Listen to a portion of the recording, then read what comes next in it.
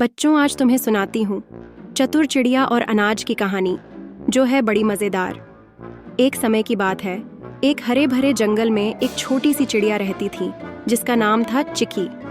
वह एक खुशमिजाज चिड़िया थी जो हमेशा इधर उधर उड़ती रहती, गाने गाती, नाचती और अपने दोस्तों से बातें करती। एक सुनहरी सुबह जब चिकी चिड़िया खाने की तलाश में इधर उधर उड़ रही थी तो उसने एक पेड़ के नीचे एक चमकता हुआ सोने जैसा दाना देखा। चिकी चिड़िया खुशी से चहकते हुए बोली, वाह, यह तो कितनी शानदार खोज है, ये बहुत स्वादिष्ट होगा।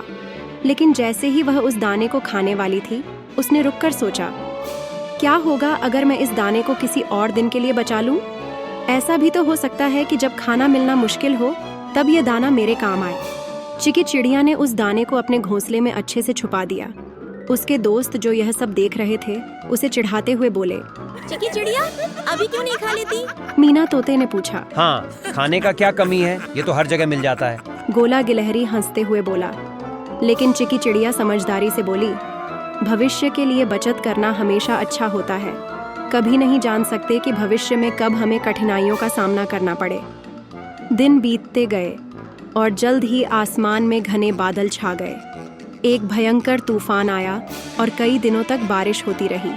खाने पीने की चीज़ें कम हो गईं और जंगल के सारे जानवर भूख से परेशान होने लगे। मीना तोता और गोला गिलहरी, जो अब भूख से कमज़ोर हो चुके थे, चिक्की चिड़िया के पास आए और बोले, चिकी चिड़िया, हम बहुत भूखे हैं, हमें समझ में नहीं आ रहा कि क्या करें।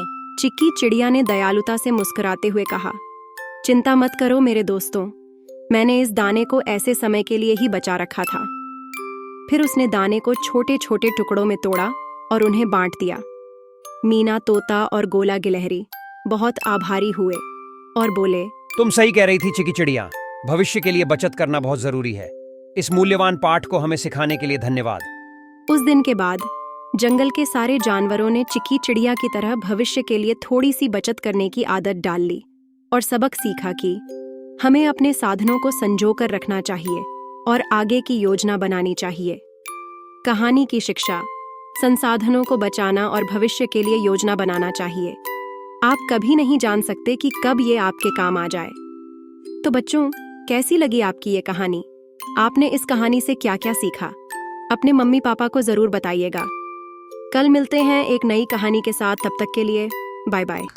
धन्यवाद। शुभ रात्रि।